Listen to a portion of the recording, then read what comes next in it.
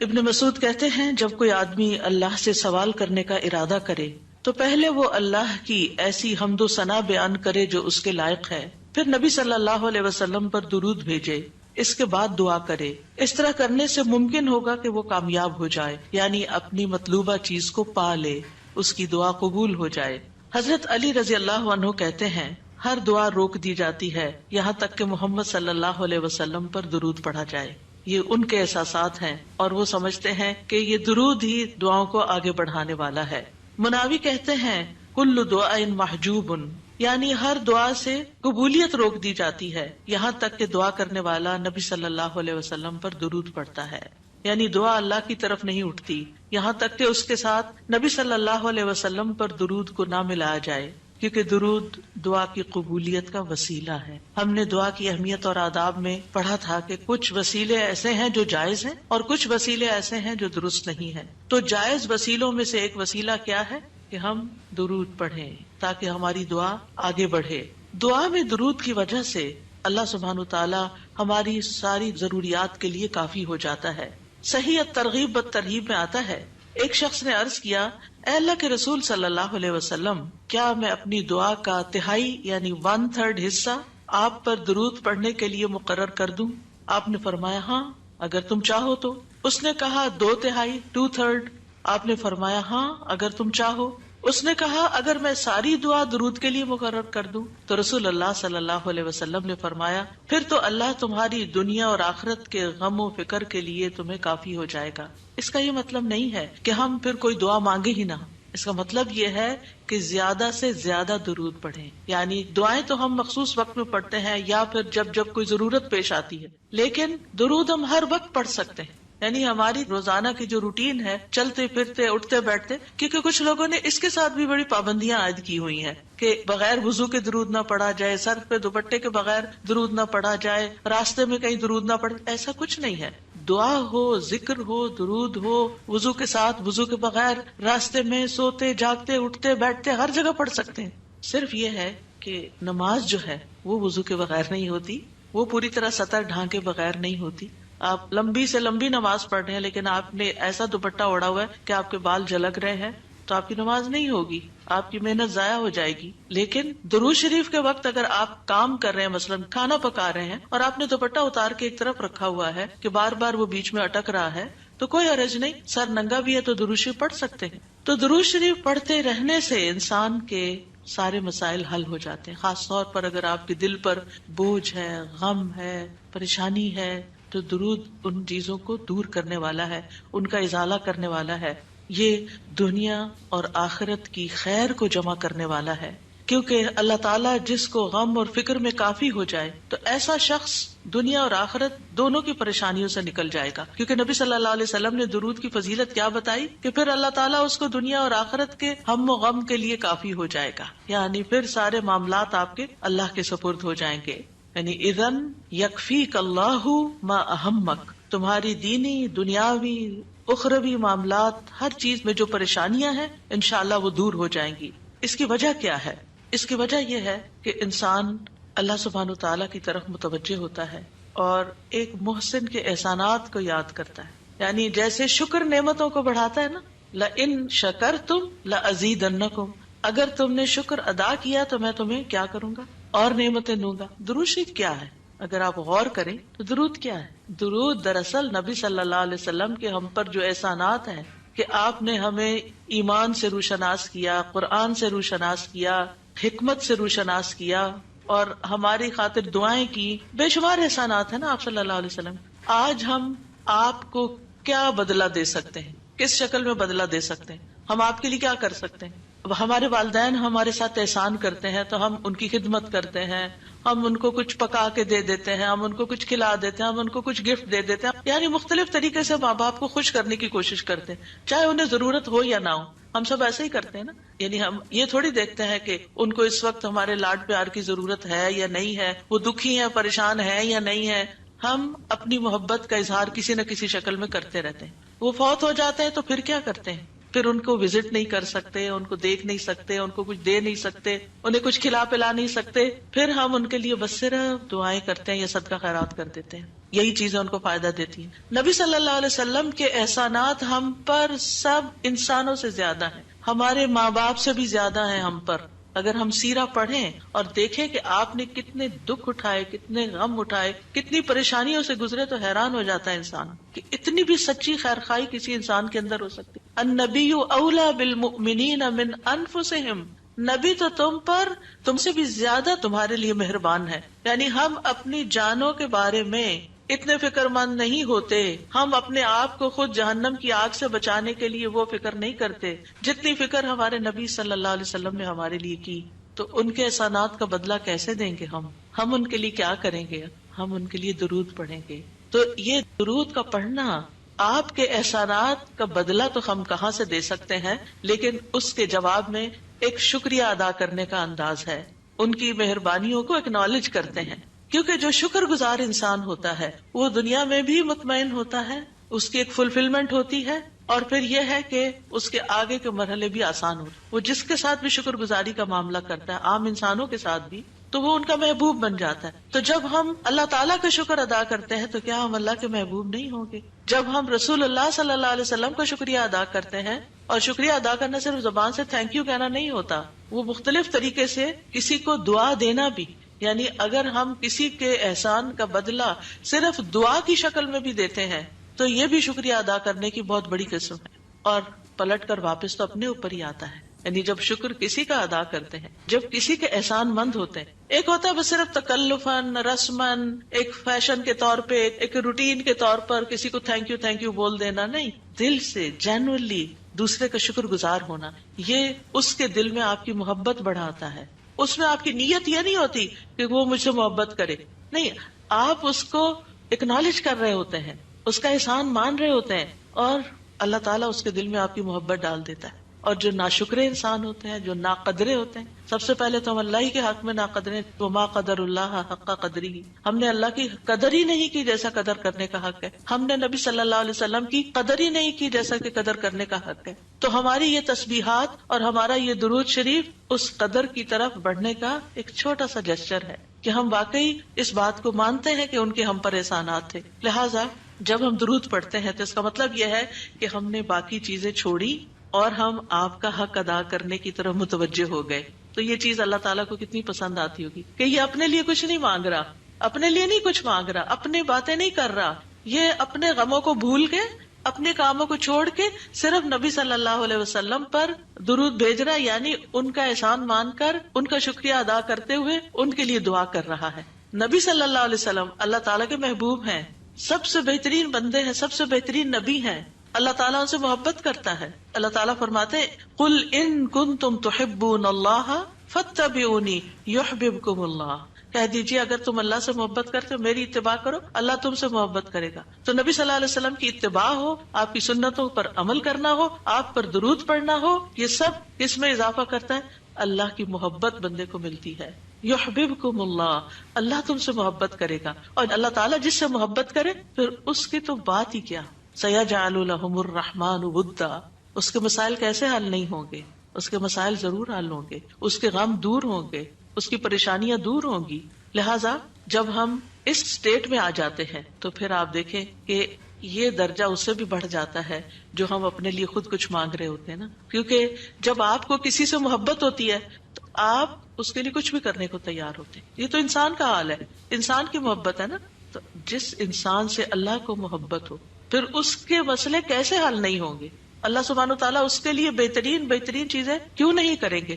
تو اس طرح یہ درود جو ہے وہ دعا سے بھی بازی لے جاتا ہے کہ انسان اللہ کی محبت حاصل کر لیتا ہے، اور اس کے نتیجے میں دعائیں قبول ہوتی ہیں اور اللہ تعالیٰ کی طرف سے رحمتیں آتی ہیں، درجے بلند ہوتے ہیں، گناہ معاف ہوتے ہیں. لیکن اس کا یہ مطلب ہرگز نہیں کہ آپ باقی دعائیں نہ مانگیں، کیونکہ خود نبی صلی اللہ علیہ وسلم نے ساری دعائیں مانگی ہیں. یہ جو ہم آپ کو جتنی بھی دعائیں سکھا رہے ہیں یہ مسنون دعائیں ہیں، ان کو دعا سمجھ کے پڑھیں اور اس کو ریپیٹڈلی پڑھیں، کیونکہ دعا میں تکرار بھی ضروری ہے. ہم آداب میں پڑھ چکے ہیں، اصرار ضروری ہے، تکرار ضروری ہے، افتقار ضروری ہے. تو اپنی محتاجی، اپنی عاجزی، اپنی ہمبلنس کو ظاہر کرتے ہوئے اللہ تعالیٰ سے مانگتے رہیں. تو درود جو ہے اس کے بارے میں جو قرآن مجید میں آتا ہے، آیت دوبارہ سنتے ہیں. بے شک اللہ اور اس کے فرشتے نبی پر رحمت بھیجتے ہیں. اے لوگو جو ایمان لائے ہو تم بھی ان پر درود بھیجو اور خوب خوب سلام بھی بھیجتے رہا کرو. ان اللہ وملائکتہ یصلون علی النبی، اللہ سبحانہ و تعالی خود اور اس کے فرشتے نبی صلی اللہ علیہ وسلم پر درود بھیجتے ہیں. اللہ سبحانہ و تعالی درود بھیجتے ہیں، اس کا کیا مطلب ہے؟ یعنی اللہ سبحانہ و تعالی ملائے اعلیٰ میں، آسمانوں کی بلند مجلس میں اپنے بندے، اپنے نبی محمد صلی اللہ علیہ وسلم کی تعریف کرتے ہیں، ان کے بلند مرتبے اور ان کی بلند شان کی خبر دیتے ہیں. اللہ تعالیٰ ان کی خود تعریف کرتے ہیں، ثنا کرتے ہیں، آپ پر رحمتیں اور برکتیں نازل کرتے ہیں. اور فرشتے بھی درود بھیجتے ہیں.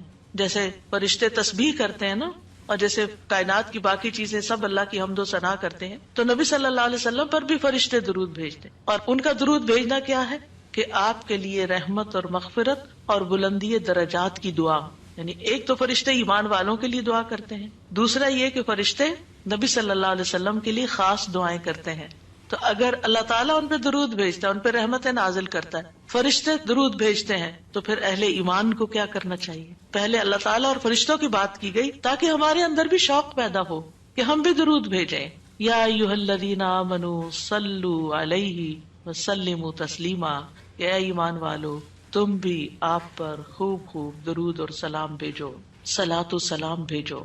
یعنی پہلے آسمان والوں کی خبر دی گئی کہ فرشتے ایسا کر رہے ہیں، پھر زمین والوں کو حکم دیا جا رہا ہے کہ تم بھی ایسا کرو. قرطبی کہتے ہیں اس آیت کے ذریعے اللہ نے اپنے رسول کو آپ کی زندگی میں، یعنی رسول اللہ صلی اللہ علیہ وسلم کی زندگی میں اور آپ کی وفات کے بعد آپ کو شرف و مرتبہ بخشا ہے، اور آپ کے مقام اور مرتبے کو بیان کیا ہے کہ آپ کا کیا مقام ہے، تاکہ ہم ایمان والے اس مقام کو سمجھیں. تو دوسرے لفظوں میں آپ صلی اللہ علیہ وسلم کے لیے اوپر کے جہان اور نیچے کے جہان میں تعریفیں ہوتی ہیں. یعنی ہم بھی آپ کی تعریف کرتے ہیں اور فرشتے بھی آپ کی تعریف کرتے ہیں، ہم بھی آپ کے لیے دعائیں کرتے ہیں، فرشتے بھی آپ کے لیے دعائیں کرتے ہیں. اور اللہ سبحانہ تعالیٰ ملائے اعلیٰ میں مقرب فرشتوں کے پاس اپنے نبی کی تعریف کرتے ہیں. آپ دیکھیں کہ دنیا میں طرح طرح کی مجالس ہوتی ہیں نا، کچھ مجالس بڑی خاص ہوتی ہیں، خاص لوگ صرف انوائٹیڈ ہوتے ہیں، ہر کوئی نہیں وہاں جا سکتا.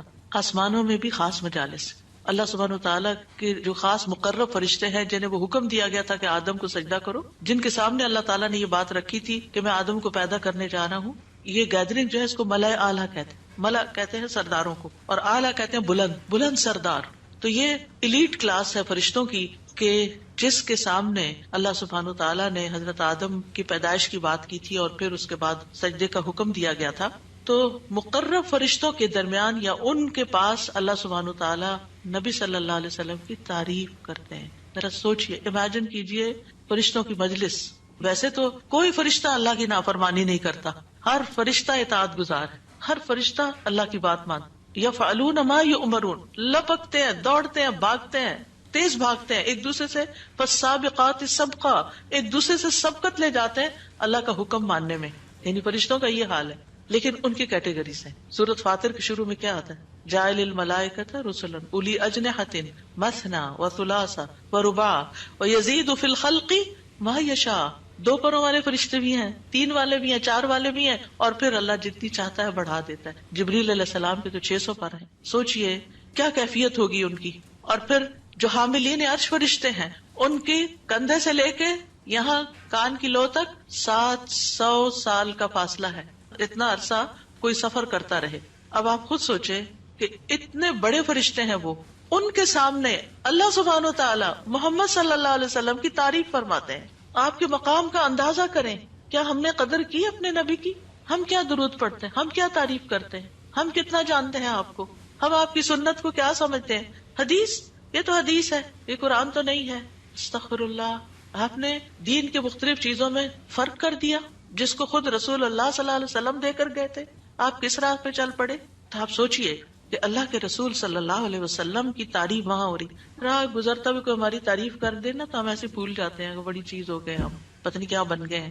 اس کو بھی بہت کچھ سمجھتے ہیں. کبھی فیس بک پہ لگاتے ہیں یہ فلاں نے ہماری تعریف کی ہے، کبھی کچھ کرتے ہیں، کبھی کچھ کرتے ہیں تعریف. آپ سوچئے پھر ہم کیا ہے اور محمد صلی اللہ علیہ وسلم کیا ہے جن کی تعریف اللہ تعالیٰ کر رہے ہیں اور وہ فرشتوں کی مجلس میں کر رہے ہیں. اس تعریف کا کیا کہنا. ایسے پیغمبر پر، ایسے نبی پر کیا ہم درود نہیں بھیجیں گے؟ کیا ہم ان کے لیے دعائیں نہیں کریں گے؟ اللہ سبحانہ وتعالیٰ سے ان کے لیے وسیلہ نہیں مانگیں گے؟ تو صلات کا جو لفظ ہے، صلات کا لفظ اس کے معنی میں رحمت بھی ہے، ذکر خیر بھی ہے، دعا بھی ہے۔ رحمت، ذکر خیر اور دعا۔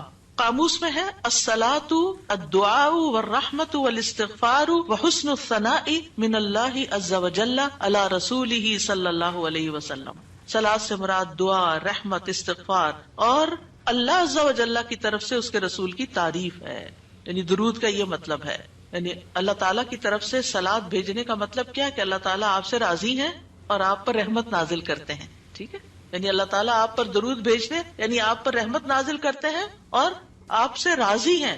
ابن قیم کہتے ہیں نبی صلی اللہ علیہ وسلم پر اللہ کے صلاۃ بھیجنے سے مراد اللہ سبحانہ تعالیٰ کا آپ کی تعریف کرنا ہے اور آپ کی دیکھ بھال کرنا ہے اور آپ کے شرف کو ظاہر کرنا ہے اور آپ کی فضیلت اور حرمت کو ثابت کرنا ہے۔ اور فرشتوں کے صلاۃ بھیجنے کا مطلب کہ وہ دعا کے معنی میں ہے کہ وہ نبی صلی اللہ علیہ وسلم کے لیے دعا مانگتے ہیں، اور یہ بھی ممکن ہے کہ وہ اللہ سبحانہ تعالیٰ کے ساتھ مل کر نبی صلی اللہ علیہ وسلم کی تعریف کرتے ہیں، کہ فرشتے بھی آپ کی تعریف کرتے ہیں۔ ابو عالیہ کہتے ہیں کہ معزز فرشتوں کا صلاۃ بھیجنا ان کا دعا کرنا ہے نبی صلی اللہ علیہ وسلم کے لیے۔ ابن عباس کہتے ہیں یصلون کا مطلب ہے وہ برکت کی دعا کرتے ہیں۔ یہ سارے معنی میں اختلاف نہیں ہے، یہ مختلف طریقے سے صلاۃ کے لفظ کو واضح کیا گیا، کیونکہ عام طور پر ہمیں لفظ درود کا بھی مطلب کوئی نہیں آتا ہوتا، یعنی کہ اگر کسی سے پوچھے درود کیا ہوتا ہے کچھ پتہ نہیں، بس ہوتا ہے درود۔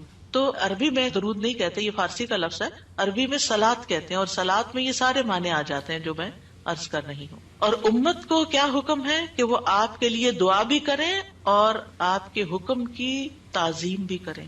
آپ کے حکم کو، جو نبی صلی اللہ علیہ وسلم کا حکم ہے، اس کو سب کے حکم پر فوقیت دیں، اس کو بڑا سمجھیں۔ ایک طرف ماں باپ کا حکم، ایک طرف رسول اللہ صلی اللہ علیہ وسلم کا حکم۔ اگرچہ اللہ سبحانہ تعالیٰ نے ہمیں ماں باپ کے ساتھ احسان کا حکم دیا ہے، ان کی بات ماننے کے لیے بھی کہا ہے، لیکن ان کے مقابلے میں اگر رسول اللہ صلی اللہ علیہ وسلم آ جاتے ہیں تو پھر ہمیں رسول اللہ صلی اللہ علیہ وسلم کی بات کو فوقیت دینی ہے، ترجیح دینی ہے، اہمیت دینی ہے، کیونکہ وہ شخص مومن ہی نہیں ہو سکتا جس کو نبی صلی اللہ علیہ وسلم اس کے والدین، اولاد اور سب انسانوں سے زیادہ محبوب نہ ہو جائے۔ یہ ایمان کا کرائیٹیریا ہے۔ سارے انسانوں، چاہے کوئی کتنے بڑے بڑے اسکالرز ہوں، سائنٹسٹ ہوں، ریسرچرز ہوں، چاند پہ جانے والے لوگ ہوں، جو مرضی ہوں، جہاں رسول اللہ صلی اللہ علیہ وسلم کی بات آ گئی، یہ بات سچی ہے۔ صدق اللہ و رسولہ، اللہ اور اس کے رسول نے سچ کہا ہے، صحیح اوتھینٹک حدیث سامنے آ گئی ہے، ایسا ہی کرنا چاہیے۔ ریسرچرز کہتی ہیں شہد نہ کھایا جائے کیونکہ اس میں بہت سویٹنس ہے، نہیں قرآن کہتا ہے کہ شہد میں شفا ہے۔ نبی صلی اللہ علیہ وسلم نے تجربہ کروایا تھا ایک شخص کو، وہ شہد سے پہلے بیمار ہوا تھا اور پھر اسی سے ہی وہ ٹھیک ہوا تھا جس کا پیٹ خراب ہوا تھا۔ ہمارا یقین ہے اگر شہد خالص ہے، شہد ہے، کچھ اور نہیں، تو پھر اسی میں ہی شفا ہے۔ یہ ہو نہیں سکتا کہ جو بات قرآن کہہ دے اور جو بات نبی صلی اللہ علیہ وسلم کہہ دے پھر اس میں کوئی شک باقی رہے۔ کوئی شک نہیں، ہمیں اس شک کو دل سے نکالنا ہے۔ دو چیزیں ایمان میں خلل ڈالتی ہیں، شبہات اینڈ شہوات، کیونکہ جب ہمارے اندر ڈاؤٹس آ جاتے ہیں نا کسی چیز کے بارے میں تو پھر ہمارا یقین اٹھ جاتا ہے، پھر ہمارا عمل کمزور ہو جاتا ہے، اور اسی طرح جب ہماری خواہشات آگے آ جاتی ہیں تو پھر ہم لیزی ہو جاتے ہیں، ہم اپنی مرضی پسند کے محبوب کام کرنے لگتے ہیں اور دوسرے کاموں کو پیچھے کر دیتے ہیں، چاہے وہ ہمارے لیے زیادہ فائدے کی کیوں نہ ہو۔ ابن قیم کہتے ہیں ہمارا آپ پر صلاۃ بھیجنا یہ ہے کہ ہم اللہ تعالیٰ سے مطالبہ کرتے ہیں، ہم اللہ تعالیٰ سے دعا کرتے ہیں، اللہم، کہ اے اللہ ہمارے نبی کی اور بھی زیادہ تعریف کریں اور آپ کی فضیلت اور شرف کو ظاہر کریں اور آپ کی تکریم اور اپنی قربت کا آپ ان کے لیے اظہار کریں، یعنی اے اللہ تعالیٰ آپ ان کو اور زیادہ محبوب بنا لیں، اور زیادہ ان کو عزت دیں، اور زیادہ ان کے درجے بلند کریں۔ اور یہ سچے دل سے تو دعا اسی کی ہوگی نا جو نبی صلی اللہ علیہ وسلم سے محبت کرتا ہوگا اور آپ کی اہمیت کو جانتا ہوگا۔ ان لوگوں کا درود کیا درود ہوگا جو نبی صلی اللہ علیہ وسلم کو وہ عزت اور مقام دیتے ہی نہیں جو واقعی ان کا ہے، کیونکہ جب تک کسی سے محبت نہ ہو تو اس کے لیے اس درجے کی دعا بھی نہیں ہو سکتی۔ چاہے دن میں کوئی 10 دفعہ آپ سے کہنا میرے لیے دعا کرو، آپ کریں گے، لیکن اس پیار سے وہ دعا نہیں نکلے گی جس پیار سے وہ دعا نکلے گی جس سے آپ کے لیے محبت، وہ نہ بھی کہے تو آپ اس کے لیے دعائیں کرتے رہتے ہیں۔ اور پھر یہاں پر اس آیت میں صرف صلاۃ کی بات نہیں بلکہ کیا فرمایا، وسلموا تسلیما. سلموا، آپ کو سلام کا تحفہ بھی دیں، صرف صلاۃ نہیں بلکہ سلام بھی کریں. تسلیم کا کیا مطلب ہے؟ کہ آپ پر خیر و برکات نازل ہوں، آپ پر اللہ کی رحمتیں ہوں، سلامتیاں ہوں، اور آپ ہر طرح کی تکالیف اور آفتوں سے محفوظ رہیں، ہر طرح کے نقائص سے پاک رہیں. جب ہم کہتے ہیں نا اللہم سلم علی محمد، درود ویسے تو یوں پورا پڑھ کر اللہم صلی وسلم علی نبینا محمد، تو اس کا مطلب کیا ہے کہ یا اللہ محمد صلی اللہ علیہ وسلم کے لیے آپ کی دعوت میں، یعنی آپ نے جو دعوت دی لوگوں کو اسلام کی طرف، آپ کی امت میں اور آپ کے ذکر خیر میں ہر طرح کی سلامتی لکھ دے، ہر طرح کے نقص سے سلامتی ہو جائے. اور اس طرح امت آپ کے لیے جتنی دعائیں کرتی جا رہی ہے، یعنی جب سے نبی صلی اللہ علیہ وسلم کے بارے میں یہ آیت اتری اور جب سے صحابہ کرام اور پھر تابعین، تبع تابعین اور امت کے باقی لوگ ان ساری صدیوں میں آپ کے لیے یہ دعا کر رہے ہیں، ان ساری دعاؤں کے اس درود کے نتیجے میں آپ کا مقام بلند ہوتا جا رہا ہے، ہوتا جا رہا ہے، ہوتا جا رہا ہے.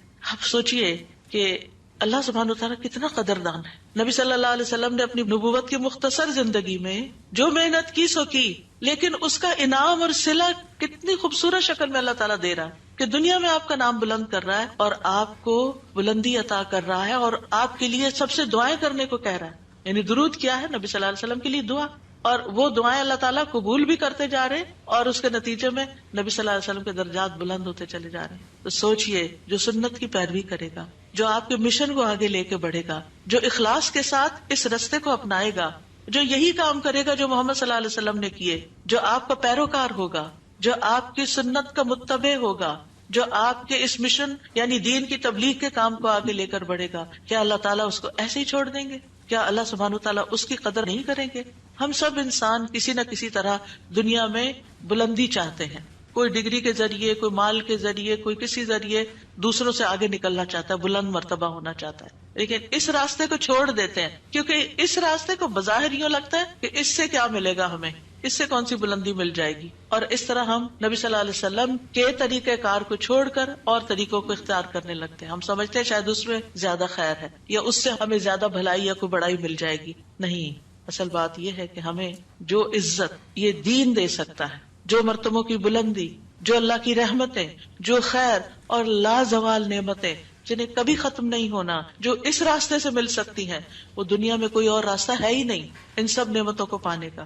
پھر بھی ہم اپنے دین کو حقیر سمجھتے ہیں اور دین کی خدمت کو فارغ وقت کا کام سمجھتے ہیں اور پورے خوشی اور محبت اور خلوص کے ساتھ یہ کام نہیں کرنا چاہتے. ہمیں ضرورت رہتی ہے کہ کوئی اور آئے، دھکا سٹارٹ کرے اور پھر ہم آگے بڑھیں، کوئی ہمیں موٹیویٹ کرے تو پھر ہم کچھ کریں. ہم خود سے کچھ کرنے والے نہیں، ہم کس بات کے انتظار میں ہیں؟ اصل مشکل یہ کہ ہمارے یقین میں کمی ہے، تو اس یقین کو بڑھانے کی ضرورت ہے. تو اللہ سبحانہ وتعالیٰ اپنے فرشتوں کے بعد ایمان والوں کو حکم دیتا ہے کہ اے مومنو، تم تو زیادہ حقدار ہو کہ نبی پر درود و سلام بھیجو، کیونکہ تمہیں ان کی رسالت سے جو برکتیں حاصل ہوئی ہیں، جو فیض حاصل ہوا ہے، وہ فرشتوں کو تو نہیں ہوا نا. فرشتے تو پہلے سے اللہ کی عبادت کرے.